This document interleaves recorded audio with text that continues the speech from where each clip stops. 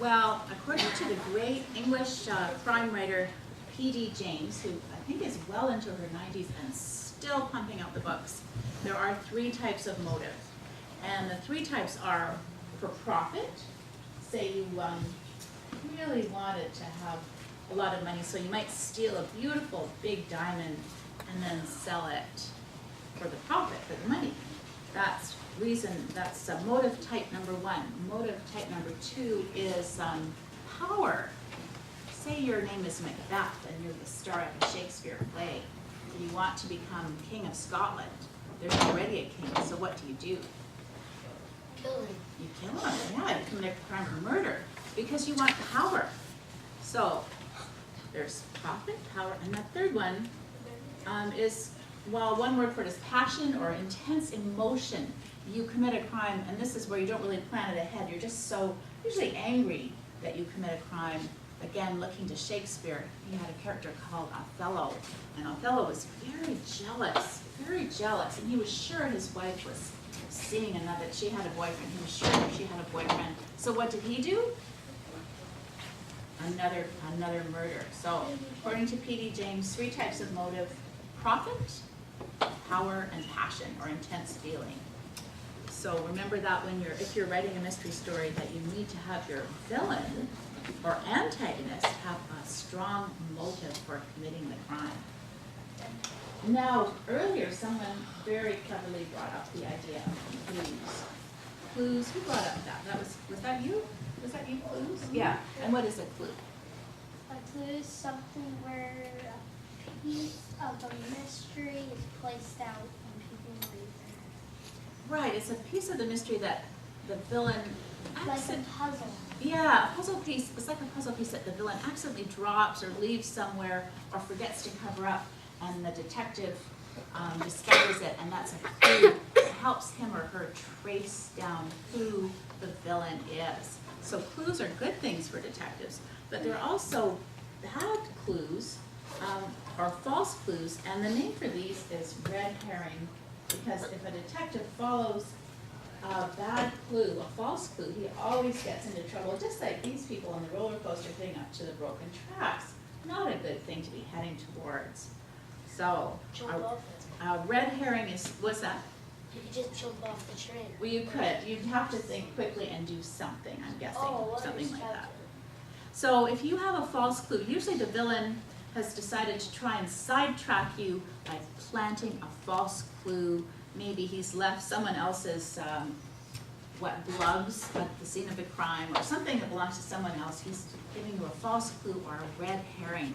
And the term red herring for false clue came about, one theory is that some mystery writer was standing on a bridge watching a stream flow underneath, and he saw some herring swimming along, and of course herring are actually silver. But he thought to himself, what if there was one red herring? Why, that would be a distraction. So he thought of the term red herring because a false clue is very distracting and then gets the detective into trouble. So motives, clues, and red herrings. And then the most important part of a mystery story, or any type of story at all, to keep the reader reading, is this word conflict. What is conflict? Yes. The bad guy is, conflict is it's what the protagonist has with the bad guy. Yes, what were you going to say? I was going to say trying to kill someone straight on, probably like that. Yes, exactly. Yeah, conflict is, well, I thought, what would a conflict be on a roller coaster? Okay, you're coming down and then there's someone with a big saw or ready to chop the roller coaster. So you're in conflict with that person. And conflict just means that you want something and somebody else wants the complete opposite. So say 2 armies are fighting, both want to win. They're in conflict because they each want, they're opposite sides and they each want to win. A detective chasing a villain. Detective wants to catch the villain, put him in jail. The villain wants to keep on committing crimes, so they are in conflict.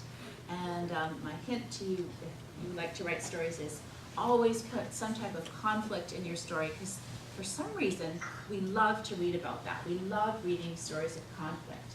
I used to work at a newspaper, and whenever I wrote a newspaper story, I knew that I had to provide both sides of the story, like interview X and interview Y who didn't agree with them, because that made the reader interesting. You provide two sides, you have a conflict going.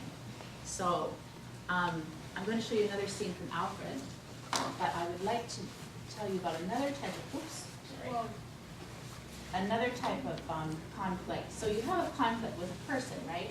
But you can also have something called an inner conflict.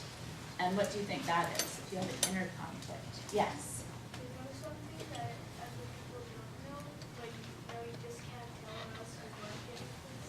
Yeah, you might know something. That's very good. Yeah, it's something you're thinking about.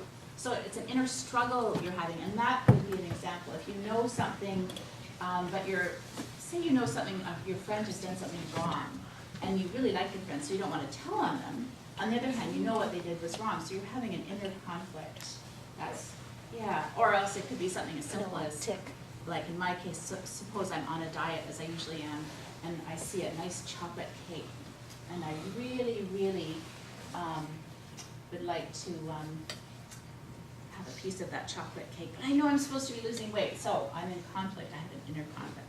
Now this scene from Alfred, you're going to see two conflicts, and the first one is quite funny. The police are after the wrong guy, right? So they're chasing him through probably through a market in Nice, and the next one he's having a conflict with his girlfriend. Two types of conflict from Alfred Hitchcock's To Catch a Thief.